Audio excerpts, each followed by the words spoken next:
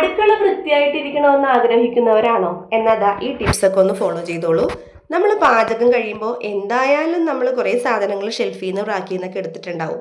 ഈ എടുത്ത സാധനങ്ങൾ തിരിച്ച് ടിന്നിലാക്കിയോ പാക്കറ്റിലാക്കി വെക്കേണ്ടത് അങ്ങനെ തന്നെയൊക്കെ നമ്മൾ തിരിച്ച് എടുത്തെടുത്ത് തന്നെ വെക്കുകയാണെങ്കിൽ പകുതി ജോലി കുറഞ്ഞു കിട്ടും.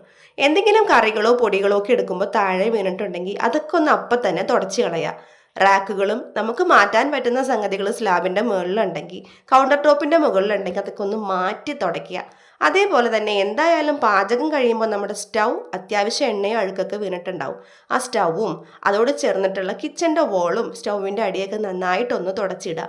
കിച്ചൻ്റെ കൗണ്ടർ ടോപ്പ് എപ്പോഴും ഒരു നനഞ്ഞ ടവൽ ഉപയോഗിച്ച് സാധനങ്ങൾ മാറ്റി തുടച്ച് നല്ല ഭംഗിയിൽ വെക്കുക. അപ്പം തന്നെ നമുക്ക് നല്ലൊരു ഫ്രഷ്നെസ് ഫീൽ ചെയ്യും. നമ്മുടെ സിങ്കിൽ ഒരു പാത്രമാണ് കിടക്കുന്നതെങ്കിൽ കൂടിയും അത് വേഗം തന്നെ കഴുകി വെക്കുക. കഴുകി കഴിയുമ്പോൾ തന്നെ സിങ്ക് ഒന്ന് ക്യുക്കായിട്ടൊന്ന് ക്ലീൻ ചെയ്തേക്കുക. ഒരു വാഷിംഗ് ജെല്ലോ അല്ലെങ്കിൽ ഡിഷ് വാഷിംഗ് ജെല്ലോ എന്തെങ്കിലുമൊക്കെ യൂസ് ചെയ്തിട്ട് വേഗം ഒന്ന് സ്ക്രബ് ചെയ്തൊന്ന് കഴുകിയിടാം. അതേപോലെ തന്നെ മറ്റൊരു ടിപ്പാണ്, കഴുകി വെച്ച പാത്രങ്ങൾ നിരത്തി വെക്കാതെ അതിൽ വെള്ളം പോയി കഴിയുമ്പോൾ തന്നെ അതാത് സ്ഥലങ്ങളിൽ തിരിച്ചെടുത്ത് വെക്കുക. ചവിട്ടിയെല്ലാം കുടഞ്ഞ് ഫ്ലോറൊക്കെ നന്നായിട്ട് ഒന്ന് അടിച്ച് തുടച്ചിട്ട് കഴിയുമ്പോൾ തന്നെ നമ്മുടെ കിച്ചൺ നല്ല ഫ്രഷ് ആകും. നല്ല നീറ്റായിട്ട് കിടക്കുന്ന കിച്ചണിൽ ജോലി എടുക്കാൻ ആഗ്രഹിക്കാത്ത ആരെങ്കിലുമൊക്കെ ഉണ്ടോ?